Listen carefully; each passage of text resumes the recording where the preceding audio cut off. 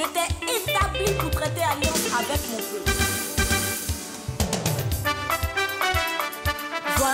Voici mon serviteur que je soutiens. Voici mon messager que je soutiens. Voici mon élu en qui mon âme prend plaisir. Voici mon messager.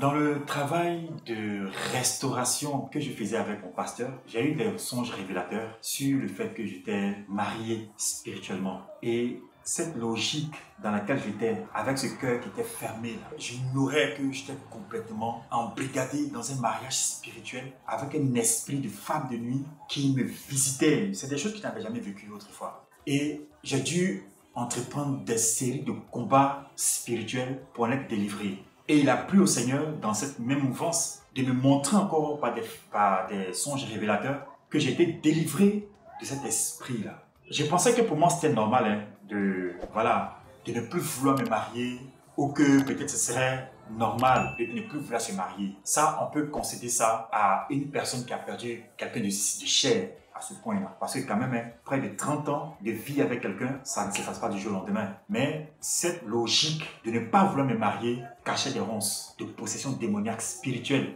de mariage spirituel, qui a aussi contribué à me conforter dans ma logique de ne pas vouloir me marier. Et ça, c'est des choses que je ne savais pas. Dieu a fait un travail immense par le canal de la famille Dadier, le pasteur Dadier et son épouse, par le canal des enfants qui m'ont mis sur le fauteuil blanc.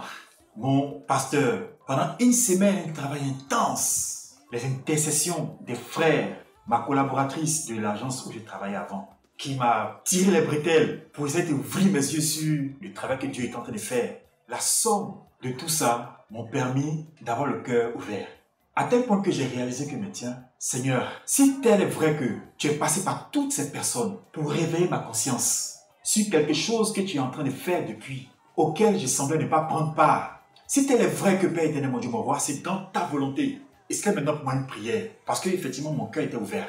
Si tel est vrai que tu es passé par mes enfants, par le pasteur Charles, son épouse, par mon pasteur et par les frères de mon assemblée, par ma collègue, si tel est vrai que tu veux me remettre dans le mariage, alors je te demande une seule chose. Donne-moi pour épouse une chantre. À l'issue de ce travail intense sur mon cœur, il a été vraiment disposé à s'intéresser à la question du mariage. Et j'ai manifesté de l'intérêt à rencontrer Samini pour parler avec elle. Mais avant d'y arriver, il aurait fallu que nos dirigeants nous accordent la permission de nous voir pour en parler, pour parler de la question du mariage. Parce qu'effectivement, cet intérêt que j'ai manifesté de la rencontrer, c'était pour lui dire que j'étais vraiment intéressé à me marier, non seulement, mais surtout avec elle. Donc c'est alors qu'elle et moi, on a pu se voir pour qu'on parle de la question du mariage. Et dès lors que nous nous sommes vus, elle aussi, elle m'a épanché ses sentiments. Elle m'a dit ouvertement, Davy, je suis amoureuse de toi. Et à ce moment précis, c'était comme si un voile avait été déchiré qui m'enveloppait. C'était comme si j'étais environné de ténèbres. Et ces ténèbres ont reçu une lumière. Et j'ai ressenti autour de moi une espèce d'éclat de lumière. Et c'était vif. Et quand cet éclat s'est évanoui tout de suite, j'ai entendu Eliora, qui veut dire Dieu est ma lumière. Et ce nom, effectivement, est un nom hébreu qui signifie Dieu est ma lumière. Et dès cet instant, elle a commencé à porter le nom Eliora. Dieu est ma lumière. Donc en fait, en réalité, ce nom-là, je le reçois comme une révélation de la part de Dieu concernant Samini.